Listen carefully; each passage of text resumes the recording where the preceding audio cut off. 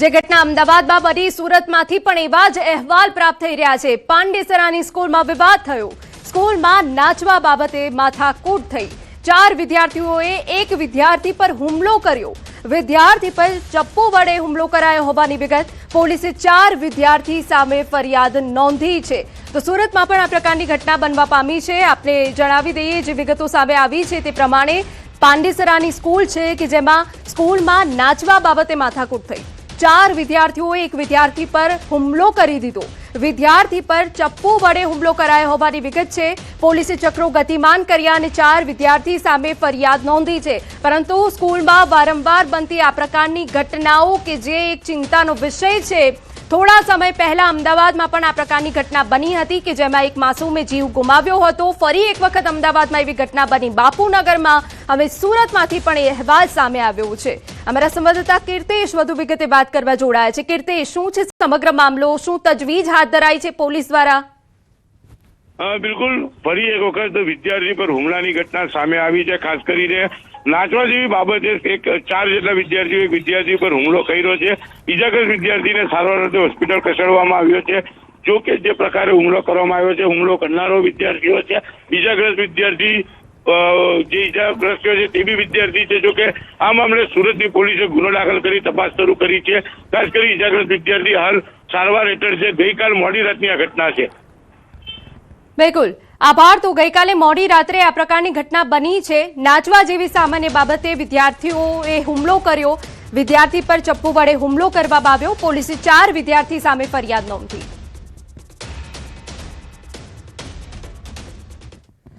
સૌથી મહત્વના સમાચાર, ગુજરાતના બંદરે આવશે એલપીજીનો જથ્થો। શિવાલિક જહાજ મુન્દ્રા બંદરે પહોંચશે। બપોરે 2 વાગે મુન્દ્રા બંદરે પહોંચશે જહાજ। આપને જણાવી દઈએ કે એલપીજી ભરીને આવી રહ્યું છે શિવાલિક જહાજ। સ્ટ્રેટ ઓફ હોર્મુઝ પાર કરી ચૂક્યું છે। શિવાલિક જહાજમાં 54,000 ટન એલપીજીનો જથ્થો છે। પ્રશાસને લોજિસ્ટિક તૈયારીઓ પૂર્ણ કરી દીધી હોવાની પણ વિગત છે। ગેસી આ ખેપને તાત્કાલિક અનલોડ કરાશે। દેશમાં વિવિધ જગ્યાએ એલપીજીનો જથ્થો પહોંચાડવામાં આવશે।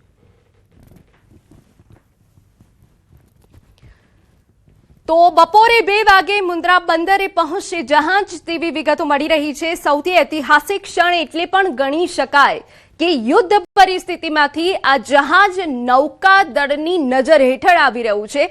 નૌકાદળે આ જહાજને ચારે તરફથી એસ્કોર્ટ કર્યું છે અને તે વચ્ચે આ જહાજ પહોંચશે।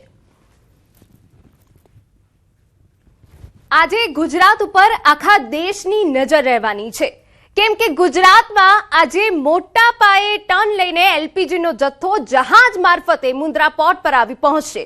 એટલે દેશમાં જે અત્યારે ગેસની અછત સર્જાઈ છે તેને લઈને જે અફરાતફરી છે તેના ઉપર ક્યાંક ને ક્યાંક પૂર્ણ વિરામ મુકાઈ શકે છે। એટલે આખા દેશની નજર આજે એક જ જહાજ પર છે અને એ છે શિવાલિક જહાજ। આજે મેપના માધ્યમથી અમે આપને જણાવીએ કે કેવી રીતે આ જહાજ મુન્દ્રા પોર્ટ પહોંચવાનું છે। સીધા મેપ ઉપર નજર કરીએ।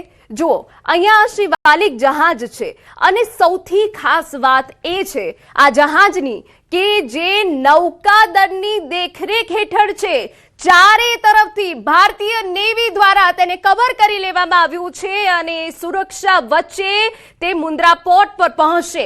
હવે એ સમય ખૂબ જ નજીક આવી ગયો છે। અંતર હવે ઘટી ગયું છે। દેશવાસીઓની જે આતુરતા છે તે અંતર ઘટી ગયું છે અને ટૂંક જ સમયમાં તે મુન્દ્રા પોર્ટ પર પહોંચી જશે। આપ જુઓ કે ઘણા બધા નોટિકલ માઇલ દૂરથી શિવાલિક જહાજ આવ્યું છે, પણ ભારતીય નેવીની સુરક્ષા હેઠળ કે જે ચારે બાજુથી આ જહાજને એસ્કોર્ટ કરે છે કે જે થોડાક જ સમયમાં હવે મુન્દ્રા પોર્ટ પર આવી પહોંચશે। સૌથી મહત્વની બાબત એ છે કે યુદ્ધ પરિસ્થિતિમાંથી જહાજને બહાર કાઢવો એ ભારતની કૂટનીતિની જીત છે।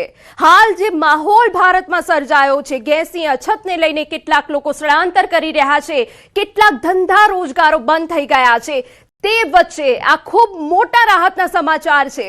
શિવાલિક જહાજ જે છે એ 54,000 ટન મેટ્રિક ટન ગેસનો જથ્થો લઈને આવી રહ્યું છે, જે દેશ માટે આંશિક રૂપે રાહતના સમાચાર છે. એટલે કે આખા દેશની આજે જો નજર છે એ શિવાલિક જહાજ ઉપર છે, જે અત્યારે ટાઈમિંગ સામે આવ્યો છે, એક સમય સામે આવ્યો છે. 2 વાગ્યાનો સમય છે કે જહાજ 2 વાગ્યા સુધીમાં મુન્દ્રા પોર્ટ પહોંચી જશે. પરંતુ ભારતીય સુરક્ષાના હેઠળ, નેવીની સુરક્ષાના હેઠળ આખું જહાજ જ્યારે આવતું હોય ત્યારે દેશ માટે ગૌરવની વાત છે. ભારતની કૂટનીતિની આ મોટી જીત છે, કારણ કે મિડલ ઈસ્ટમાં જે પ્રકારે સ્થિતિ હાલ સર્જાઈ છે તે વચ્ચે આ બહુ મોટી જીત છે.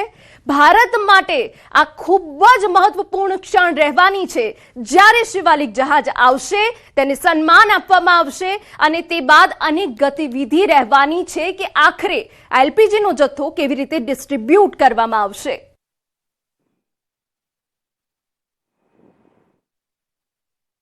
બપોરે 2 વાગ્યાનો સમય છે, જ્યારે જહાજ મુન્દ્રા પોર્ટ પહોંચશે ત્યારે તેને સન્માન આપવામાં આવશે અને એ ગતિવિધિ કેવી સર્જાવાની છે તેની પડપણની અપડેટ અમે આપને આપતા રહીશું. પરંતુ હાલ જે ઐતિહાસિક ક્ષણ બનવા જઈ રહી છે કે જ્યાં નૌકાદળની નજર હેઠળ એક તસવીર અમે આપને બતાવી રહ્યા છે, વિડીયો ખૂબ મહત્વપૂર્ણ છે કે આખરે દેશમાં જે પ્રકારે સ્થિતિ સર્જાય છે તે પ્રકારે કોઈ જહાજ આવતું હોય તો એને કેટલી સુરક્ષા આપવામાં આવે છે એ આ વિડીયોના માધ્યમથી અમે આપને બતાવી રહ્યા છે. રક્ષા નિષ્ણાંત જયદેવ જોશી આપણી સાથે જોડાઈ ગયા છે ફોન લાઈન પર. તેમની સાથે સીધી ચર્ચા કરીએ. કેપ્ટન, ખૂબ ઐતિહાસિક ક્ષણ છે દેશ માટે, ગુજરાત માટે. જ્યારે યુદ્ધની સ્થિતિમાંથી આખું જહાજ બહાર આવે છે ત્યારે કેવી સુરક્ષા પૂરી પાડવામાં આવે છે એની વિસ્તારથી આપ માહિતી આપી શકો? ડેફિનેટલી અત્યારે જે પ્રકારની સ્થિતિ છે સ્ટ્રેટ ઓફ હોર્મુઝમાંથી આવવાની, કે જ્યાં એસિમેટ્રિકલ વોરફેર એટલે કે એ પ્રકારની લડાઈ છે, બહુ જ નવી છે. વિશ્વ પહેલી વાર આવી લડાઈ જોઈ રહ્યું છે. કેટલાય અલગ અલગ રીતે એટેક્સ થઈ રહ્યા છે અને સ્ટ્રેટ ઓફ હોર્મુઝ ઉપર જે એટેક થયા એના કારણે કેટલા નાગરિકોના જીવ પણ ગયા છે, કેટલા નાવિકોના જીવ ગયા છે. અમેરિકી વોરશિપ્સ ઉપર એટેક થયા છે. એવા સમયે આપણે આપણી ડિપ્લોમેટિક અને ડિફેન્સ આ બંનેની કાર્યક્ષમતાથી અને એ અચીવમેન્ટથી આ જહાજને આપણે પાછું લઈને આવી શક્યા અનહર્ટ એન્ડ અનડિસ્ટર્બ, એ બહુ જ મોટી વાત છે અને આ એક ગૌરવની ક્ષણ છે ભારત માટે અને આપણા નેવલ અને merchant navy, Indian navy, coast guard બધા માટે પણ. બિલકુલ. કેપ્ટન, એ જાણવું છે કે જ્યારે યુદ્ધ પરિસ્થિતિ હોય ત્યારે આ પ્રકારે જહાજને ગુજરાત લાવવું કેટલું પડકારજનક હોય છે ભારત માટે? Yes, definitely. કારણ કે બધા જે જહાજો જે દરિયામાં કામ કરતા હોય છે અલગ અલગ રેડિયો ફ્રીક્વન્સી ઉપર કામ કરતા હોય છે, એટલે સંચાર કરવું અઘરું હોય છે. સેકન્ડ, આજકાલના સમયમાં જ્યાં જીપીએસ ટ્રેકિંગ અને સેટેલાઇટ નેવિગેશન પણ છે, જો કોઈ જહાજ ઈચ્છે તો પણ પોતે પોતાની આઈડેન્ટિટી છુપાવી નથી શકતું અને એના કારણે એ ખુલ્લું હોય છે કોઈ પણ દુશ્મનના એટેક સામે. તો એને માટે પણ થોડી સાવચેતી અને થોડું જે ઇન્ટેલિજન્સ અને સાયબર વોરફેરની જરૂર પડે. થર્ડ સ્ટેપ, આ જહાજની આસપાસ પેટ્રોલિંગ માટે એની સાથે ચાલતા નાની બોટ, શક્તિશાળી બોટ જેમાં ફાયર પાવર પણ હોય, એ પ્રકારની ફ્રિગેટ બોટ્સને ચલાવવી પડે ક્યારેક, કે જે એને ફાયર પાવર કવર આપે, તો એ પણ હોય છે.